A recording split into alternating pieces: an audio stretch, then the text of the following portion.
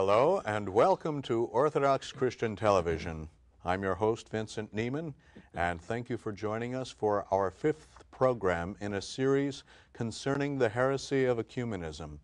Joining me once again are Father Michael Halfert, a deacon at the Old Calendar Greek Orthodox Cathedral of St. Markella in Astoria. Welcome, Father. It's good to be here again.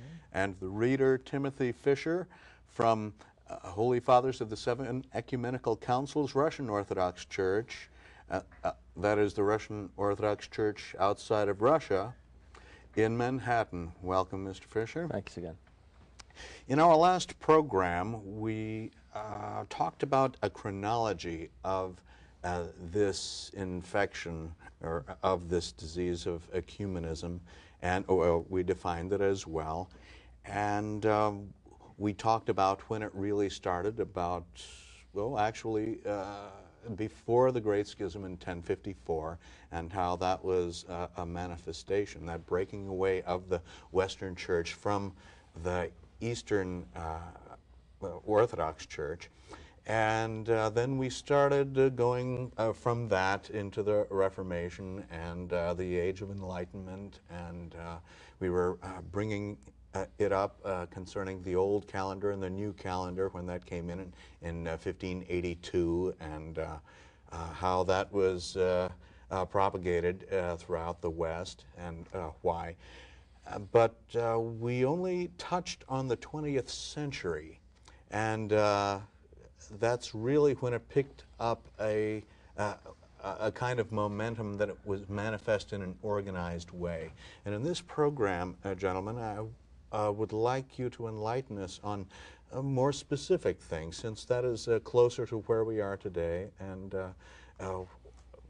could you help us with that, Father Michael? Well, I'm going to begin by chronicling the life of one Meletios Metexakis, who led a very colorful life by Western standards, who is the one primarily responsible for the movement of the Church of Greece to the from the old calendar to the new calendar. In the 20th century? In the 20th century. And a few details of his life I'm going to lay out, because he is, aside from being the primary individual responsible for taking the state Church of Greece, the Church of Romania, and these other Orthodox churches would have come to the old calendar, but he's also a symbol of the movement of Orthodox people away from what I described in the other program as that circle of the common understanding of the early church, and a movement towards the post-Enlightenment Western ideas of Christianity. Mm-hmm. And it's interesting, in his own life, it mirrors and reflects this whole movement, and I'm going to chronicle now just a few of the highlights of his life. It was a life certainly filled with tremendous controversy. Mm-hmm. And I'm going to go through just some of the simple highlights. He was born on September the 21st, 1870. So he was born at the turn of the last century, basically, and he reached his adulthood in the beginning of this century. And he was from the island of Crete. This century meaning the 20th century, right? Yeah. Actually not the 21st century, but you understand what I'm saying. Of course. And he was tonsured with the name Meletios as a monk in Jerusalem in 1889. And he had trouble almost from the onset in Jerusalem. He was considered to be a troublemaker by the then Patriarch of Jerusalem. And he was assigned as a secretary of the Holy Synod to Patriarch, along with the then administrator Chrysostom, the Archbishop of Athens. He was a lifelong friend of this man and was responsible for implementing in Athens many of these innovations and changes of the movement to the new calendar. So is that why he was considered a troublemaker earlier on in Jerusalem? And he was expelled in 1908 from by the Patriarch of Jerusalem for activity against the Holy Sepulchre. Now, we don't know specifically what this activity was, because the Patriarch himself was not specific about it, but he was expelled because he was seen as a troublemaker. And then he moved from place to place to place. His life was a history of going to a place through ambition, rising to a high level there, and then having a public outcry because he would go too far, and then being tossed out. He went from there to Cyprus, and there was trouble in Cyprus, and then he went to Alexandria. I mean, actually, he went to Constantinople, where he had himself made Patriarch of Constantinople, and then he was forcibly removed from Constantinople and deposed because of innovations that he tried to impose upon them. Then he went to Alexandria, and everywhere he went, he was bringing the old calendar to the new calendar. He was trying to implement radical innovations and a radical movement of the Orthodox Church to the West. Now, all this happened in what kind of time frame? We're talking decades, about we're talking about beginning in the 1920s, going up to 1935. I see. And where has it been going since then? Well, as or what, let's say, reference points historically have there been? Well, Metaxakis had a wish list of things he wanted to see happen in the Orthodox Church. Among them, the abolition of the fasts, the changing of the liturgical services of the Church.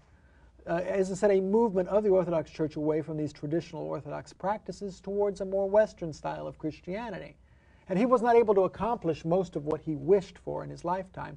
But unfortunately, those that have come after him, his successors, have moved rapidly, in many cases, towards the accomplishment of what his initial goals were.